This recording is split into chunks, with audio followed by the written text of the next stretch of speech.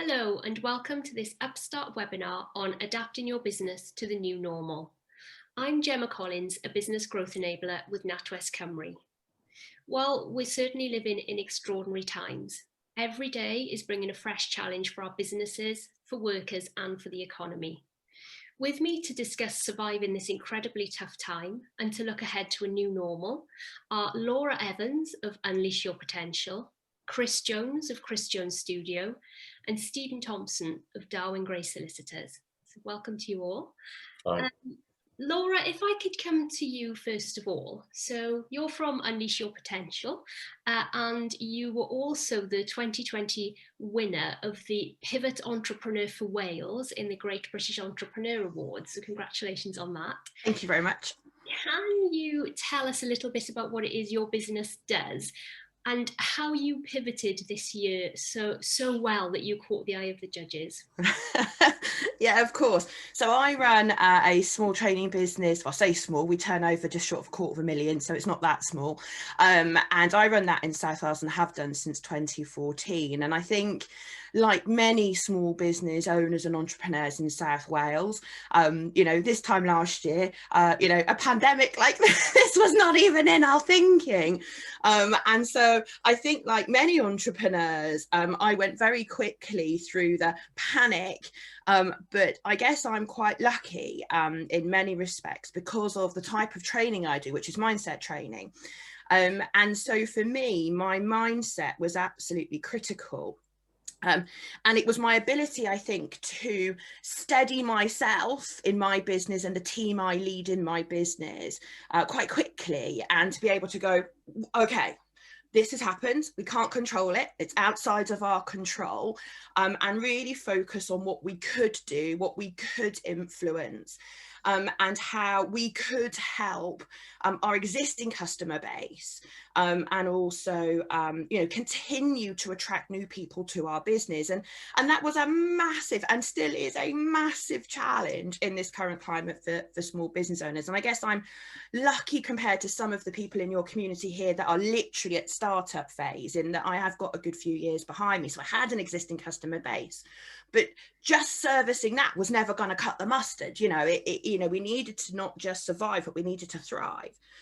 If it's okay with you, I'm going to quote one of the judges that led to me getting the award. And one of the judges from the Great British Entrepreneur complimented me on my drive, my determination, and particularly my ability to respond quickly, to seize the opportunity within the chaos, and to set plans to not only back myself. And that was a big thing they were talking about, which is, this ability of entrepreneurs to vouch for themselves, and put everything into that.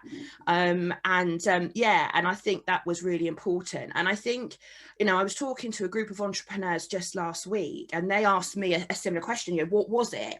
And I think one of the key attributes for entrepreneurs in the current climate is their ability to innovate and create. And be creative. And I think, at the time of this recording, very recently, we've had the announcement of the Arcadia Group going into administration. And that to me is a classic example, sad as it is to hear 13,000 people at risk of redundancy. That was kind of inevitable because of the way that business was run. And obviously I can only comment on what's in the public domain. I don't know Sir Philip Green or anything like that, but I think his ability, he failed to invest for the future. He failed to take his business online. He failed to, really focus and position that business for the future, and very much positioned for now. And I think that was a big error on his part and on the part of many other businesses. And I think that's where, as small business owners, we are absolutely in our element. One thing we are great at is pivoting on a sixpence, as my father would have put it. We can twist and turn and pivot so quickly. There aren't big barriers like in big organizations to do that. And I think, so for me, I think what really caught the judge's attention, and I think what has really put me in good stead, is my mindset, my ability to get myself in a good place, my ability to pivot, be innovative and creative about how I serve existing and new customers, and the speed at which I could act. I think they're some of the key things. Full story. Steve, if I can come to you, Darwin Gray as a law firm specialises in supporting SMEs. Those attributes that Laura has just talked about there, is that something that you've seen in your clients this year?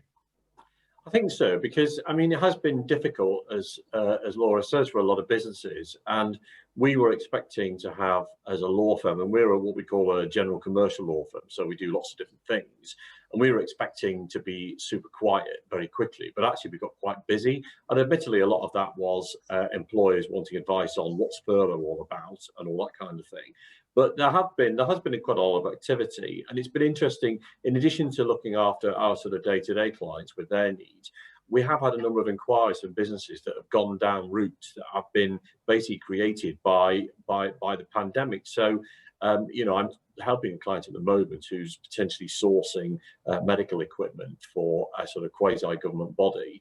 And there's been lots of examples where clients have had to get into new things and really go for new opportunities. So you've got clients who do one thing, like Laura says. So, I mean, I think pivot's added, is going to be added to the list of new pandemic business buzzwords, isn't it? Because if somebody said to me in March, I'm thinking of pivoting my business, I'm not quite sure what I would have thought that would have meant, but we all know now, don't we? But certainly there's been a lot of clients that have had to adapt what they do and change things around and respond to opportunities. And I guess it's easier for some than others, isn't it? I mean, if you run a pub, it's more difficult to pivot. I mean, you do your best you can, you do the takeaway food, you sell beer through the, you know, the window and all that kind of thing. But if you have got the opportunity to do something different, then you would do, wouldn't you? And I think if you are entrepreneurial, like Laura clearly is, then you were going to take the opportunity and you're going to run with it. And I think that's what certainly a lot of our clients have done. Chris, if I come to you, you're a place practitioner with a lot of experience of helping towns and high streets put themselves on the map and make a success of themselves. Right. Laura's just mentioned the really sad news in the last 24 hours of Arcadia's entering into administration, and also hot on the heels of that, the implications that's got for Debenhams as well. With this kind of news coming thick and fast, what do you think is the outlook for our Welsh high streets? I think before COVID started, we were about managing declines and we were going through a period of transition. Certainly retail was about consolidation.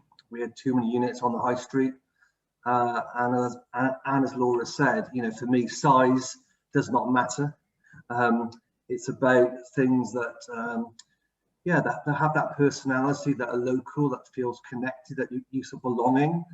And I think whilst it's sad about those jobs and those families and that income, I think it's about that experience. And I'm sure what Laura gives through her sort of, through her business is about connecting with people.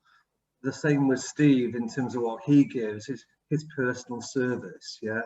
So for me, it's about certainly about keeping things local.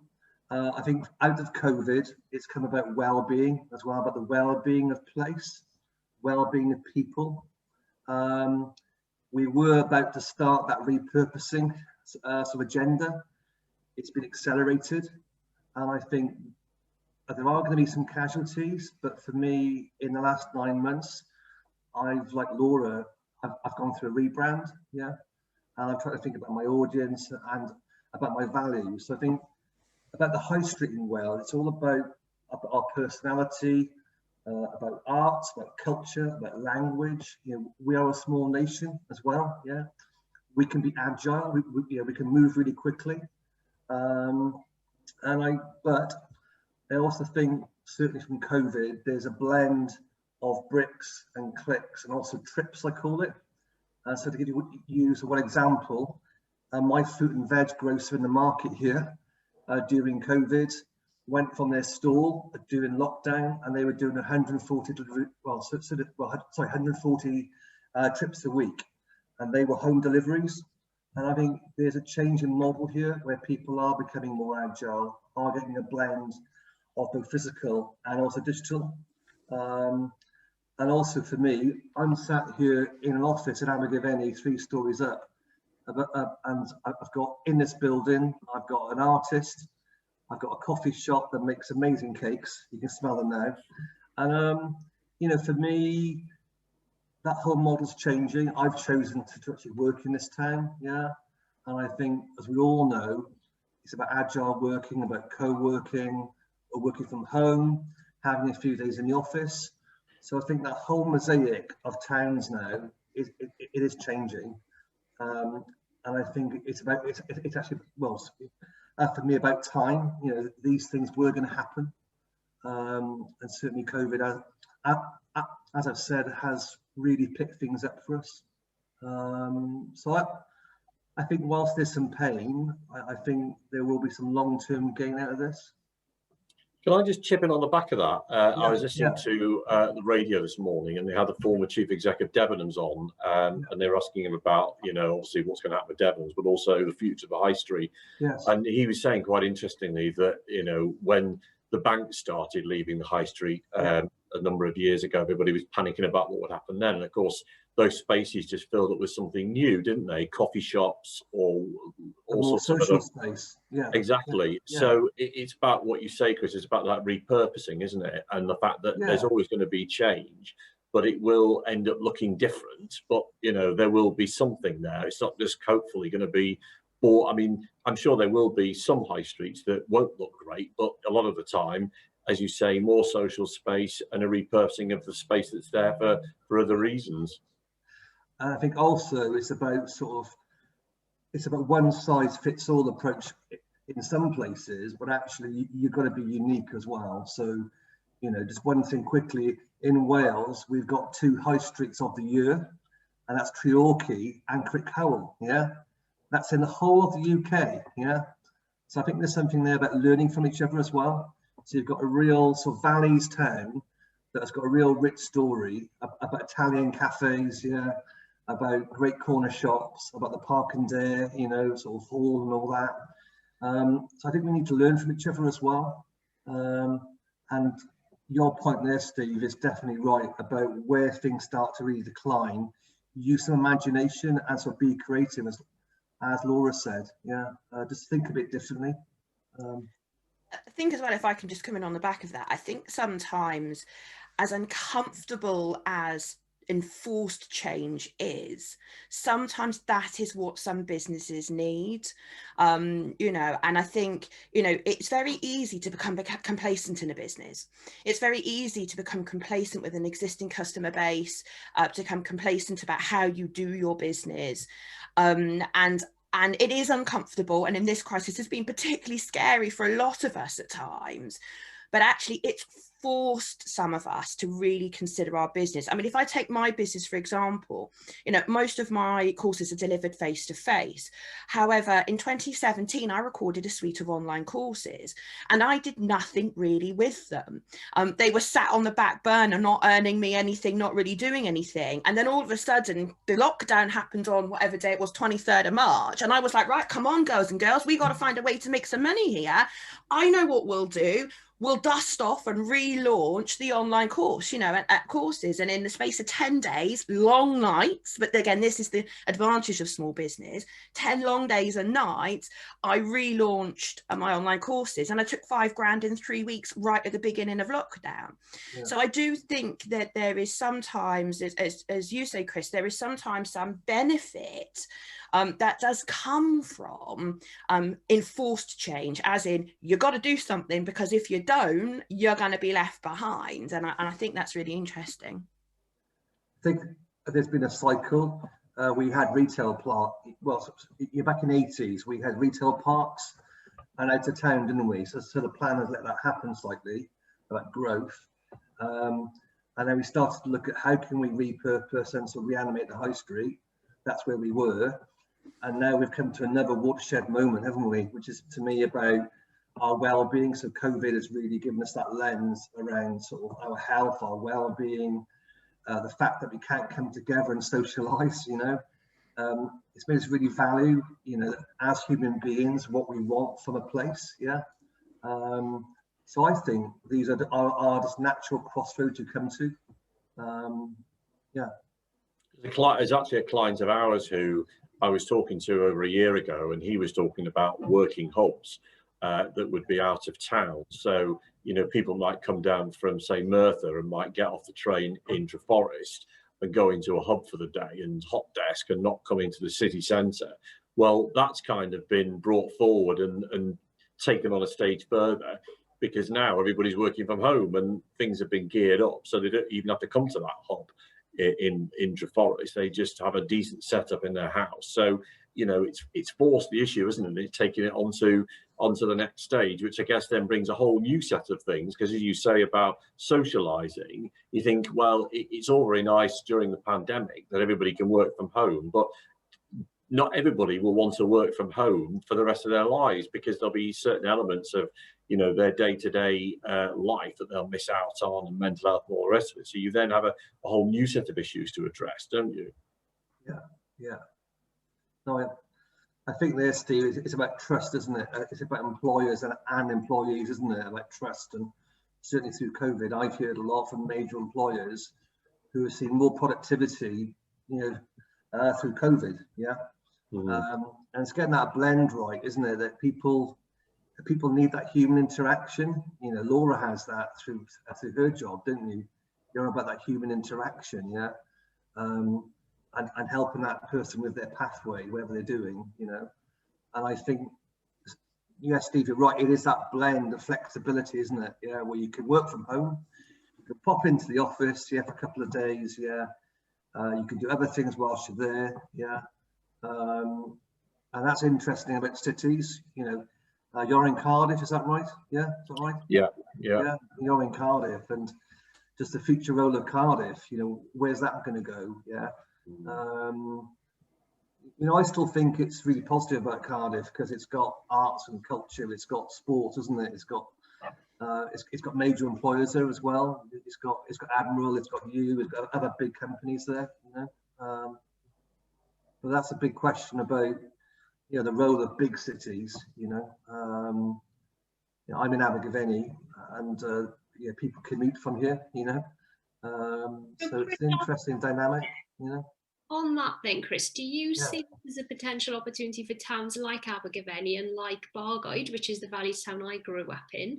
Do you think that this is potentially a turning point for high streets like that, where perhaps they've suffered a bit from becoming commuter towns to the big cities, and people then haven't frequented their local high streets, maybe haven't socialised in them? Could they potentially be on the up in the next few years? Yeah, it's yeah, certainly.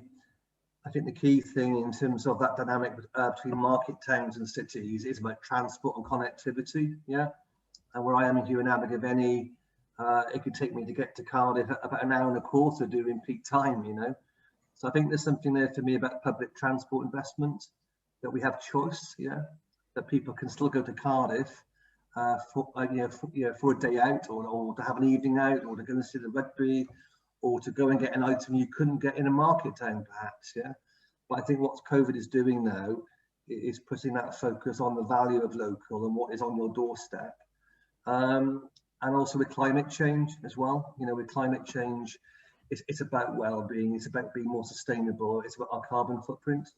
So for me, it's about just giving us more choice. How that will impact in terms of employment and where employers want to be based, and in terms of floor space and offices and all that, yeah, that will take time certainly to, you know, change, and there may be a need in some cities to sort of repurpose as well. So going back to Steve's point about creating more agile working space, and you know rather than having static space per se, yeah, space that is quite adaptable as well.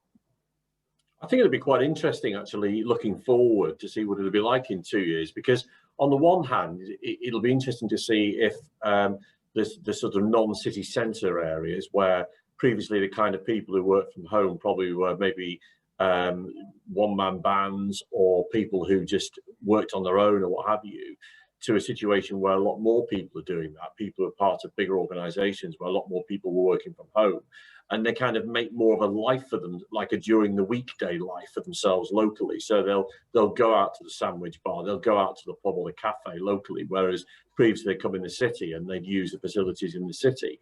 It'd be interesting to see if that happens, or whether, as is quite often the case with human nature, everybody just goes back to what they were doing before. I don't think they will, but you never know, do you? No, no.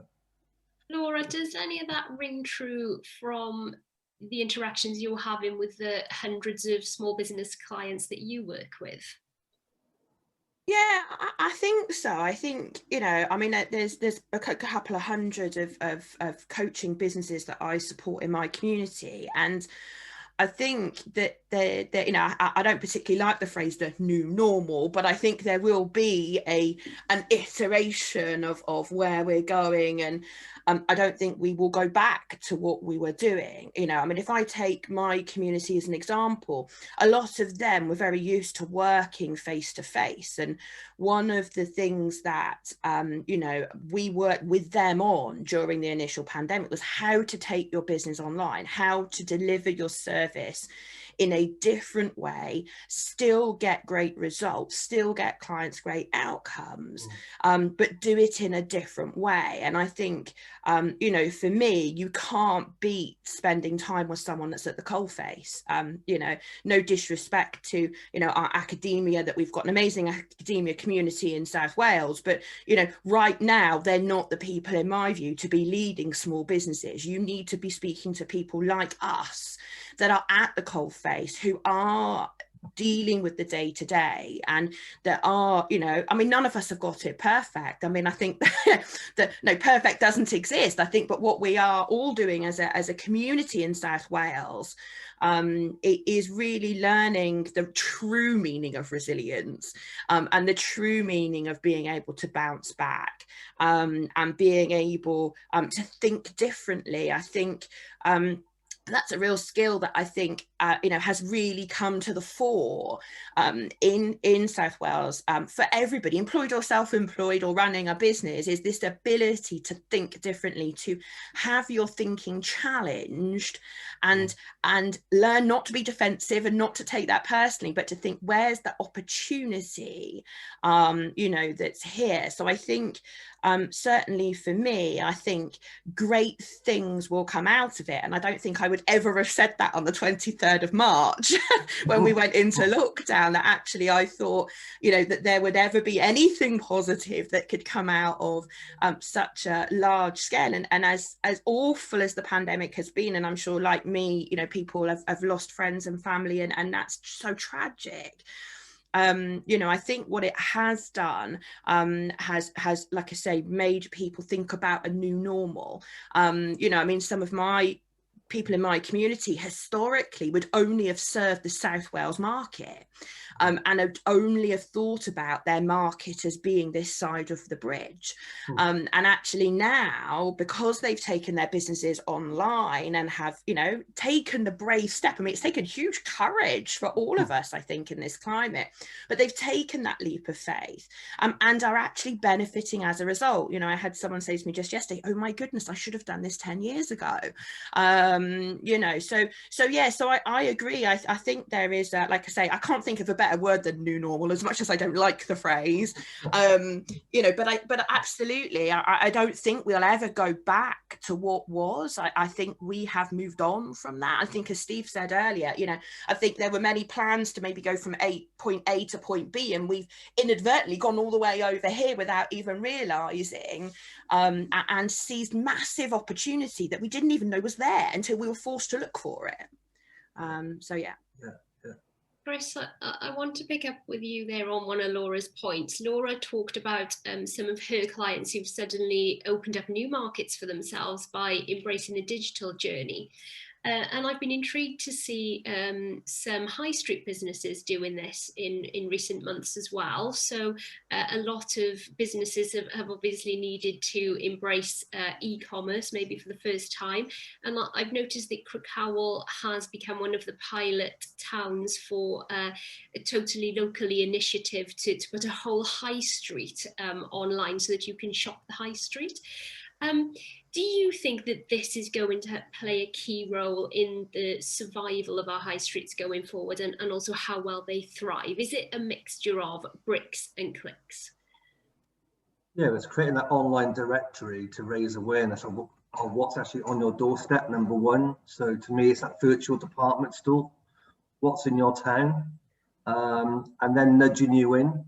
So a lot of it to me is about, but also social media. I think social media now, I don't know about you all, through COVID, through Facebook and Twitter and other things, Instagram, just trying to get a sense of what's out there in terms of, you know, shops and services that are being agile, that are thinking differently.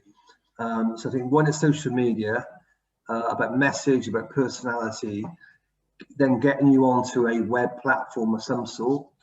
Web platforms, as you know, can be about aggregating the offer in some way, and that can be totally locally. It could be your own town app as well. We've also got a company in Wales near me now who's also doing some work there around, you know, sort of tagging you. So when you come into a town, you get an offer, for example, or you get a certain incentive.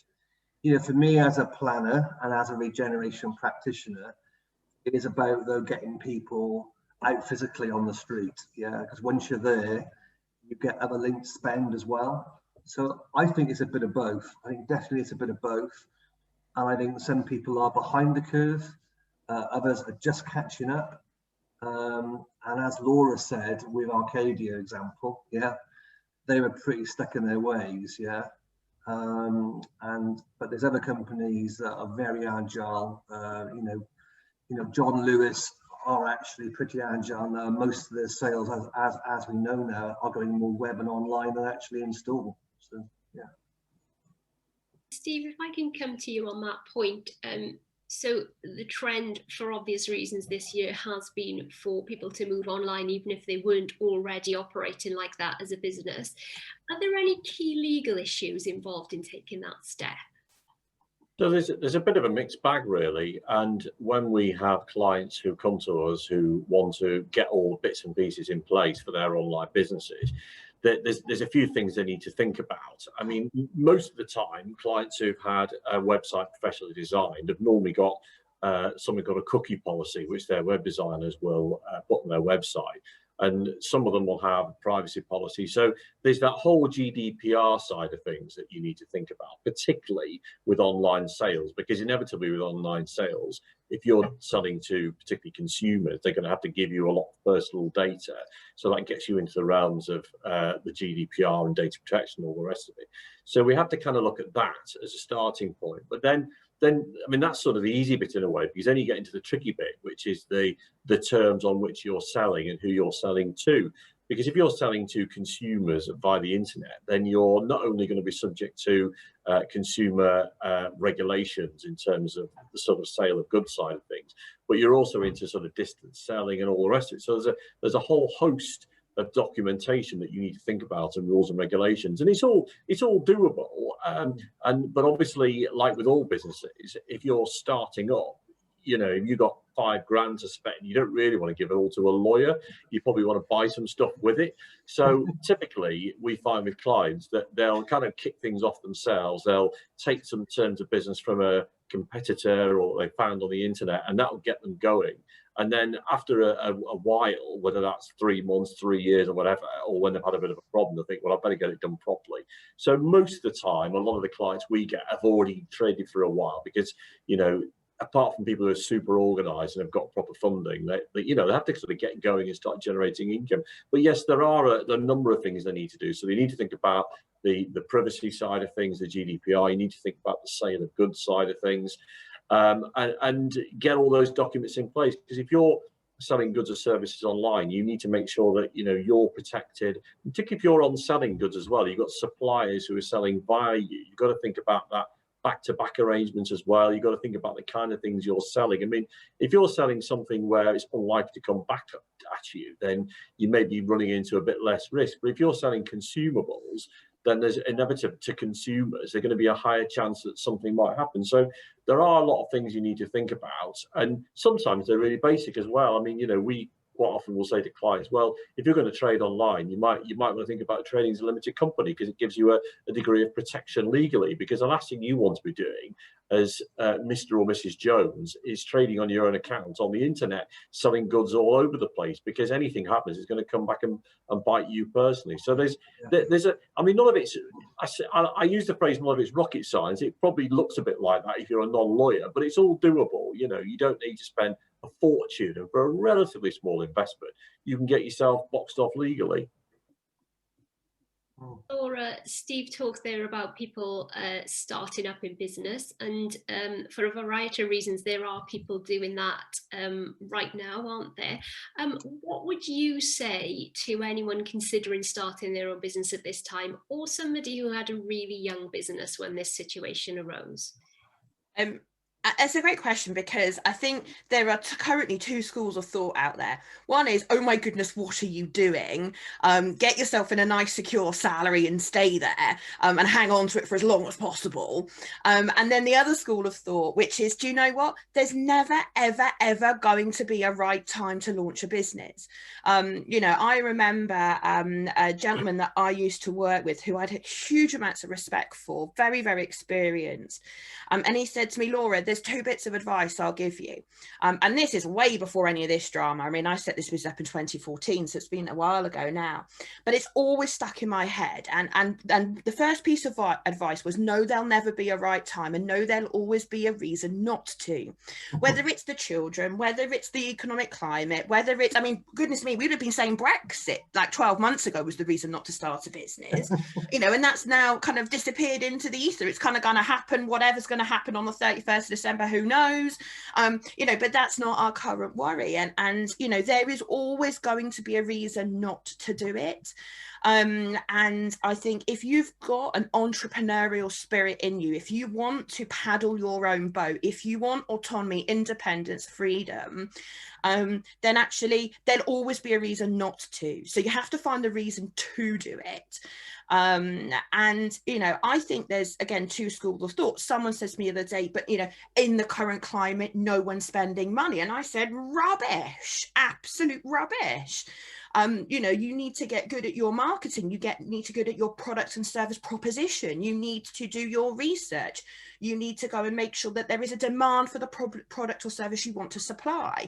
You know, I mean, Stephen talked earlier about one of his clients that's pivoting into supplying medical PPE or whatever they're doing that they wouldn't have done before. There is opportunity out there to be had.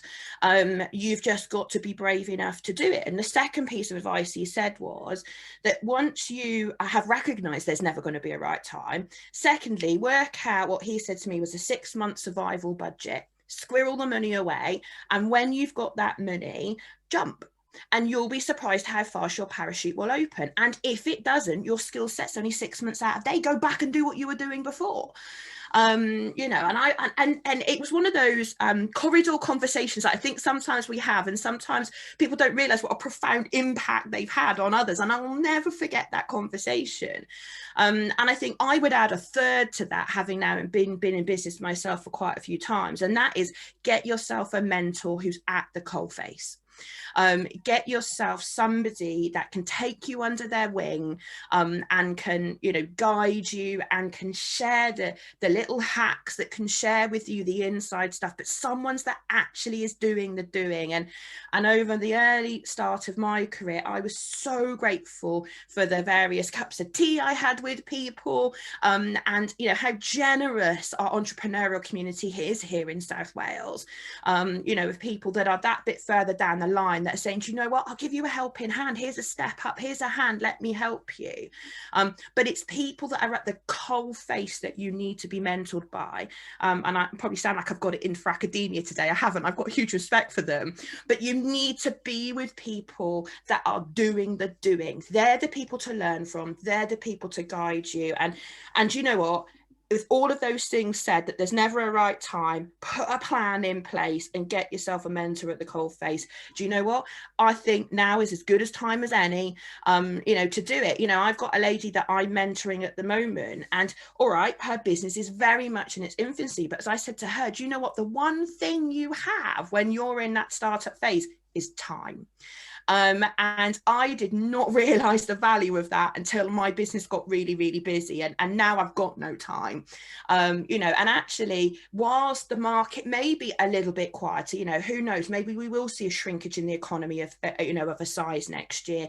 I don't think that it's going to collapse, but I think we are in line for a market adjustment for sure. But actually, do you know what?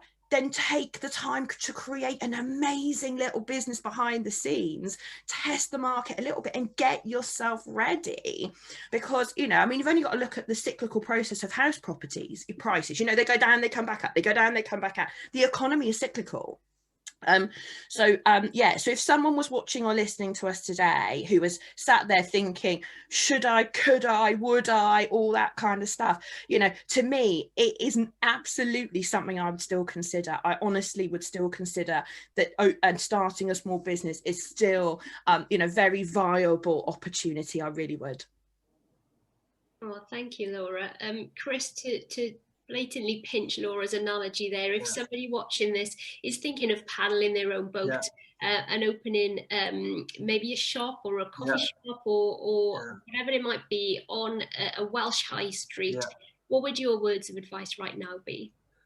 Like Laura, do your research, first of all.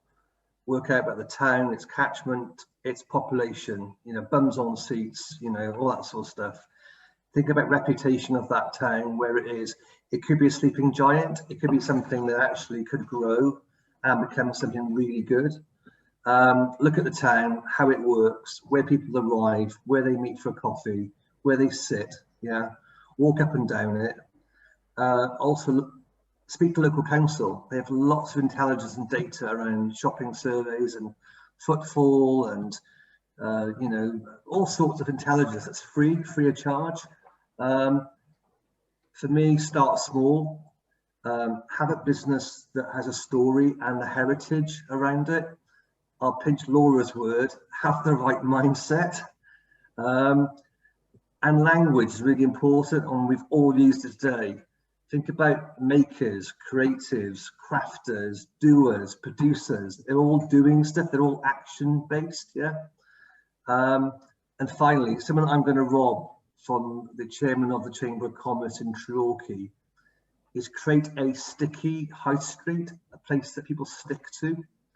And that for me is about people really, once they come to your shop front or coffee shop or business, they will stick there because of the experience. And yeah, I think all three of us have showed today about passion and focus as well, and being patient as well. Things don't happen overnight, yeah. You know, Laura's taken her 6, 7 years, whatever it is.